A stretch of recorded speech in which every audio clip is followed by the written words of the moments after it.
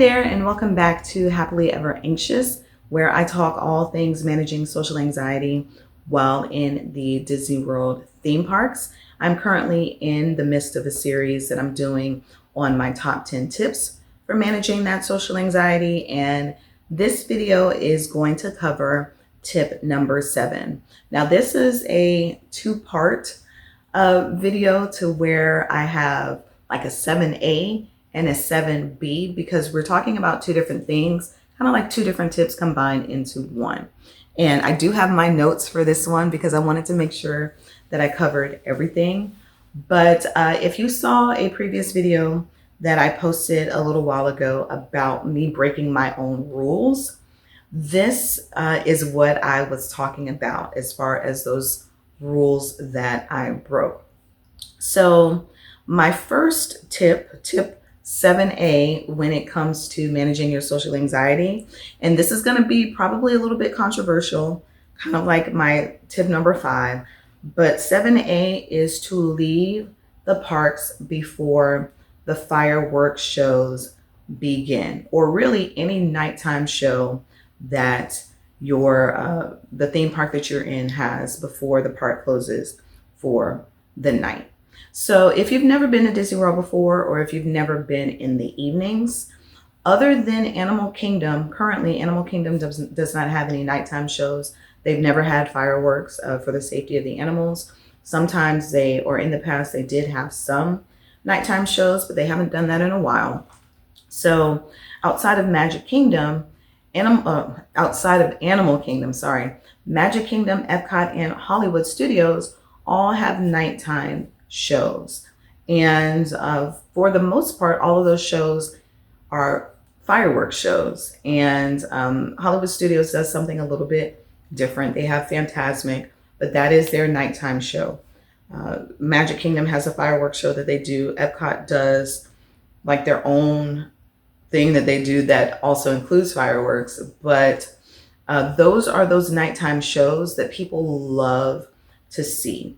They typically happen either right before or right at park close. So for instance, currently Hollywood Studios closes at 9 and their nighttime show Fantasmic currently runs at 9. Same thing with Epcot. They close at 9 and their current nighttime show begins at 9 p.m. So this is like the culmination of your park day. People love the nighttime shows. They love the fireworks shows. That fireworks show over in Magic Kingdom is probably the most popular thing that they do over there on a daily basis. And what you'll find is that the crowds, because they are so popular, are huge for these nighttime shows. Over in Magic Kingdom, you will see people lining up, like scoping out their spots for the Happily Ever After show well in advance. And I mean hours in advance. They will start lining Main Street, sitting on the sidewalks. If the show starts at 9, sometimes as early as like 7 o'clock in the evening, in order to make sure that they have the spot that they want. And you'll start to see this too around Epcot. The show happens around World Showcase. So 7 o'clock, 8 o'clock in the evening, people are going to start to sit around World Showcase and just sit there until the shows begin. So again, these are very popular, and because they're popular, that just means a lot of crowds. You're going to have a lot of people standing around in very enclosed, not enclosed, but confined spaces for a long period of time. When the nighttime shows begin, those people who were sitting down, kind of scoping out their spot, are standing up. So you're literally shoulder to shoulder, in front of you, behind you, to your left, to your right, with a ton of other people. It's almost kind of like if you go to like a concert for one of your favorite bands, how when the band comes out, everybody gets up and stays up. Yes, everybody's going to get up and stay standing for the entire time. Now, these shows last anywhere, typically about 20 minutes. So it's not like you're standing shoulder to shoulder with people for like an hour. But if you combine the actual show time with the time that people are standing around waiting for that show to begin, that can be a couple of hours where you are standing around next to and with complete strangers. So that's one thing to keep in mind. And I personally, for a couple of different reasons, don't tend to do the fireworks shows at either Epcot or Magic Kingdom. Reason number one is my daughter just doesn't like the sounds, those fireworks sounds, because it does get very loud. And so we duck out ahead of time because of that. But also, I just don't like, I don't feel comfortable around that amount of people. So my advice or my recommendation, if you kind of just don't want to stick around for the fireworks shows, maybe that's going to be your time to kind of get a jump start on getting ready for your evening, catching, more rest, whatever the case may be, is to leave the parks at least 30 minutes early. And I say to do this because the later that you wait to exit out of the parks, the more you're going to have to wait for your transportation back to either your car, to the parking lot, or to your resort hotel, or to whatever hotel that you're staying at. So just one thing to be aware of. So leave 30 minutes early. However, if you want to watch a fireworks show, I think everybody should probably see each of the shows at the parks at least once.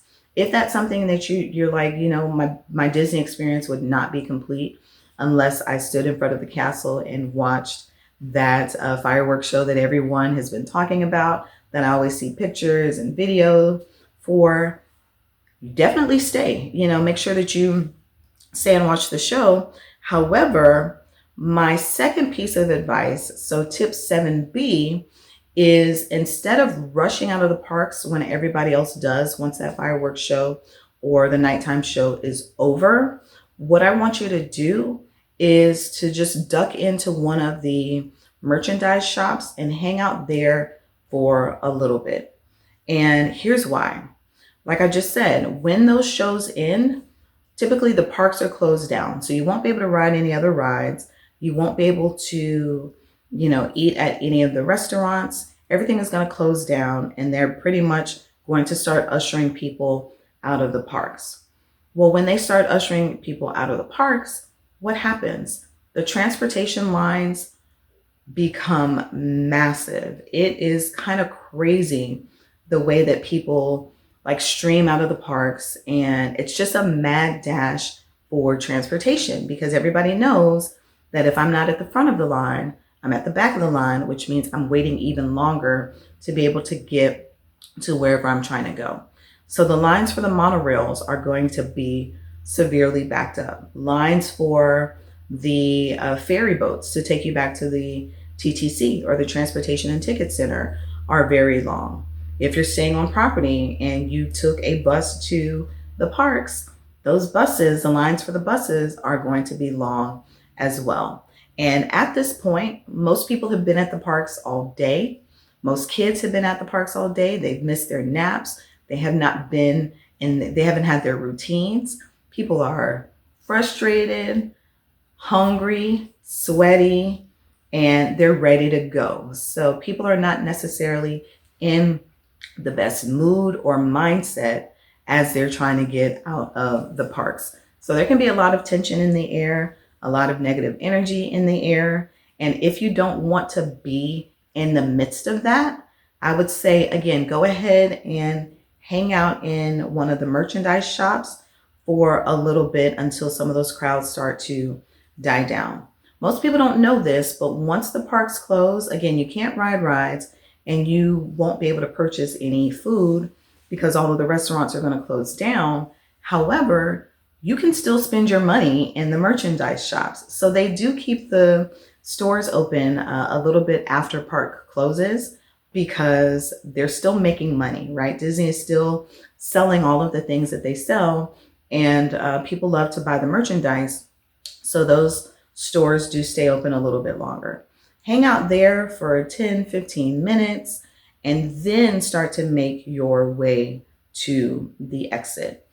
Once that initial rush of park goers leave the park, you'll see that it's going to be a lot easier and a lot less stressful for you to get back to where you came from, as far as whatever mode of transportation you need to take to get to your results, to your resort. Again, I value my personal space. I value my peace, and Disney can take a lot of that away from you. You'll notice that as you're in the parks and, just tired and ready to go at the end of the day. So is everybody else. So just keep that in mind. So just to recap, tip number 7A is forego the fireworks show, right? If you really are not gung-ho about staying and watching fireworks, either because you have a noise aversion or you just don't want to be around those crowds, there's nothing obligating you to watch them. You can actually watch some of the fireworks shows from other locations around the Disney World Resort, depending on what hotel you're staying at. You may be able to see some of that anyways. You won't get the full experience. However, you won't get the full experience of having to deal with those crowds after the shows end either. So 7A is to just skip out on the fireworks. But if you do want to stay and watch those nighttime shows, 7B is to linger in the park in one of those merchandise stores a little bit after park closes in order for the crowds to die down and to make it just a little bit easier for you to exit the park at the end of the night. All right, so that's it for this video. Next video will cover tip number 8, and hopefully I will see you over there soon. Bye.